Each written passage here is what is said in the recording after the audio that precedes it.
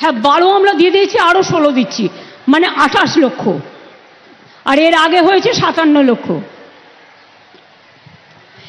এবার হচ্ছে মানে 12 লক্ষ যেটা দিয়ে দিয়েছি, মে মাসে সেকেন্ড ইনস্টলমেন্ট পেয়ে যাবেন। আর আরও যে 18 লক্ষ আছে, এই 16 লক্ষ, সেটা ডিসেম্বরে ফার্স্ট ফেজ পাবেন এবং মে মাসে সেকেন্ড ফেজ পাবেন। অর্থাৎ 28 লক্ষ কমপ্লিট করে দিলাম। তারপরে যদি কারো বাকি থাকে পরে আবার করে দেব। ঠিক আছে? কেউ বাড়ি ছাড়া আশ্রয় ছাড়া হবেন না, এটা মাথায় রাখবেন।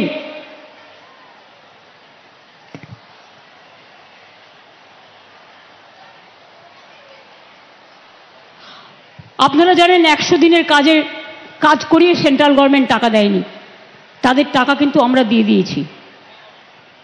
2700 কোটি টাকা আমাদের লোকেরা গিয়েছিল আন্দোলন করতে, তারা একটা ডেপুটেশন দিতে গিয়েছিল যে কেন এদের টাকা দেওয়া হচ্ছে না। সব তাদের বিরুদ্ধে পুলিশ থানায় সব এফআইআর করে ডেকে পাঠাচ্ছে দিল্লি পুলিশ।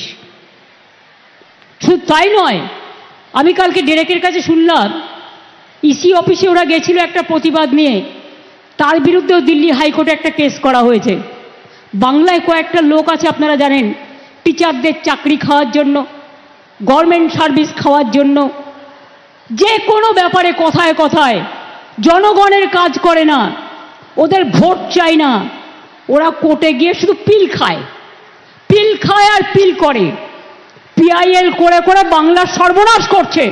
এর জন্য কোর্ট দায়ী নয়, দায়ী যারা মুখে কথা বলে বড় বড়, যারা কোনোদিন কিছু মানুষের জন্য করে না।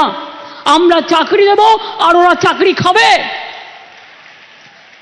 আমি পরিষ্কার বলছি, শিক্ষার্থীরা, শিক্ষক শিক্ষিকারা যারা বসে আছেন গতকাল থেকে, কেন বসে আছেন এই গরমের মধ্যে কষ্ট করে?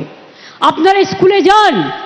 আমি তো আপনাদের বলেছি, সুপ্রিম কোর্টে আপনাদের টাকা বন্ধ করে দিয়েছিল, চাকরি বাতিল করে দিয়েছিল, কিন্তু আমরা তো রিভিউ পিটিশন করেছিলাম এবং তাতে তো আমরা বলেছি যে আপনারা মাইনে পাবেন এবং সিস্টেম অনুযায়ী মাইনে আপনাদের কাছে চলে যাবে। এর জন্য কারো প্ররোচনা দেওয়ার দরকার নেই, দাঙ্গা করার দরকার নেই, উত্তেজনা করবার দরকার নেই। আর গ্রুপ সিডি যেটা বাতিল হয়েছে, আমাদের আইনজীবীদের সাথে পরামর্শ করতে দিন। আমরা আইনজীবীদের সাথে পরামর্শ করে বাদবাকিটাও আমরা নিশ্চয়ই আবার দরকার হলে রিভিউয়ে যাব, এইটুকু বিশ্বাস আমাদের উপর করতে পারেন। যারা আপনাদের চাকরি খেয়েছে তাদের উপর ভরসা করবেন না, যারা চাকরি ফিরিয়ে দিয়েছে তাদের উপর ভরসা করুন, আর যারা আগামী দিনও ফিরিয়ে দিতে পারে তাদের উপর ভরসা করুন। আইন আমাদের মানতে হয়, আইন মেনে চলতে হয়। আবার আইনে মনে রাখবেন, আইনও যেমন আছে, আইন আবার পথও খুলে দেয়। সুতরাং আপনাদের চিন্তা করার কোনো কারণ নেই।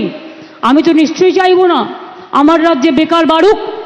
আবার দেখছি হাইকোর্টে একটা কেস করে বসে আছে, 35,000 প্রাথমিক শিক্ষককে ছাঁটাই করতে হবে। এরা কারা? এরা কারা? আমি জিজ্ঞেস করতে চাই, যারা একদিন আমাদের মন্ত্রিসভায় থেকে, তারাও কম লক্ষ্যে টাকা দেয়নি, এই চাকরি দেয়নি,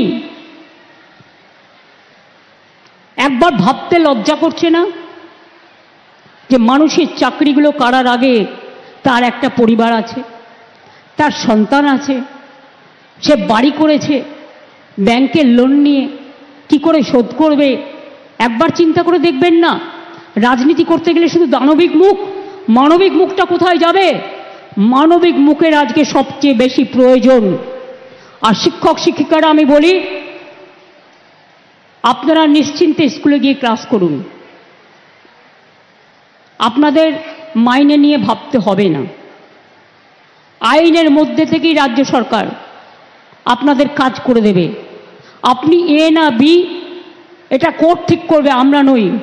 কিন্তু আপনাদের মনে রাখতে হবে, যে যেখানে চাকরি করছেন চাকরিতে ফিরে যান। টাকা কিন্তু ওই যারা আপনাদের ওস্কাচ্ছে তারা দেবে না, মাইনে কিন্তু গভর্নমেন্ট দেবে। আমি গতকাল সন্ধ্যে থেকে কমপক্ষে 10 বার ফোনে কথা বলেছি। আমি কলকাতায় থাকলে হয়তো 1 সেকেন্ডে মিটিয়ে দিতে পারতাম, কিন্তু যেহেতু আমি মিদনাপুরে আছি, আমি রাত 12টা পর্যন্ত কথা বলেও দেখছি কেউ কেউ রিজিড আছে। যে টেন্টেড আনটেন্টেড লিস্ট বের করতে হবে। আরে আপনার কি যায় আসে? কেন অন্যদের কথায় পা দিচ্ছেন? টেন্টেড কি আনটেন্টেড কি আপনার দেখার তো প্রয়োজন নেই।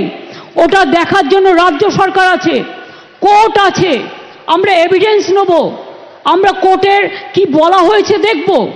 এটা আপনার তো লিস্টের দরকার নেই। আপনি চাকরি করেন, আপনার চাকরিটা আছে কিনা দেখার দরকার, আপনি ঠিকমতো মাইনে পাচ্ছেন কিনা সেটা আপনার দেখার দরকার, অন্যটা আপনার দেখার দরকার নেই। ওটা আমাদের ওপরে ছেড়ে দিন। মনে রাখবেন, ইউপিতে 69,000 লোকের চাকরি গেছিল বিজেপি সরকার থাকাকালীন, কেউ ফিরে পায়নি। আমি তো আপনাদের বলছি আপনারা ফিরে পাবেন। আমরাই তো আপনাদের কোর্টে গিয়ে আপনাদের হয়ে ফাইট করে অ্যালাউ করেছি। ত্রিপুরায় 10,000 লোকের চাকরি চলে গিয়েছিল, কোর্ট বাতিল করে দিয়েছিল। বিজেপি সরকার বলেছিল ক্ষমতায় এসে ফিরিয়ে দেবে। আজ পর্যন্ত 7 বছর হয়ে গেল, ফেরায় তো নি, উপরন্তু তাদের মাথায় লাঠি মারা হয়েছে। আমাদের সরকার কিন্তু তা নয়। মনে রাখবেন, একটা দাঙ্গা হয়েছে দুঃখজনক, আমরা কেউ দাঙ্গা চাই না।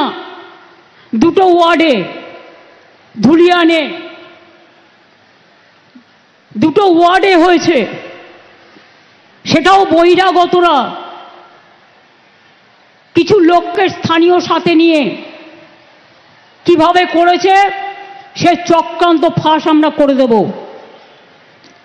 কিন্তু মারা গেছেন যারা, তাদের পরিবারকে আমি কথা দিয়েছি 10 লাখ টাকা করে দেব।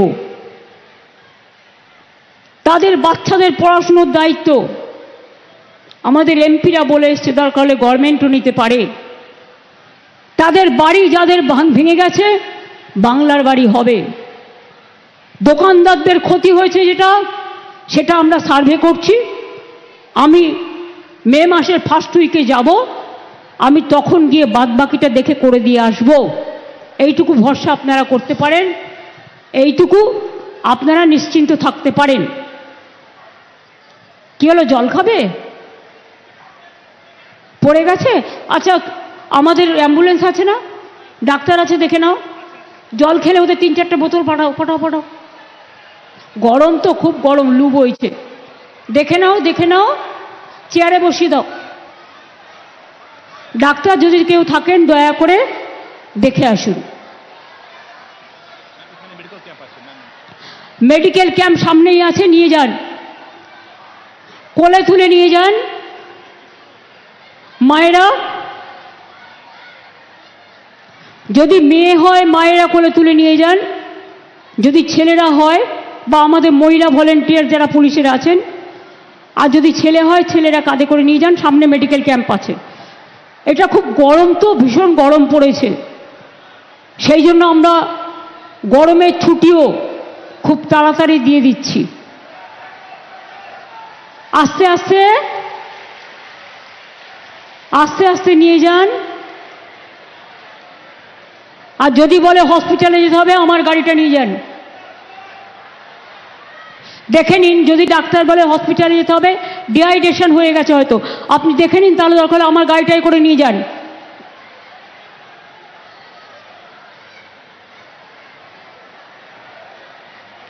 আস্তে, অত গরমের মধ্যে ভিড় করবেন না।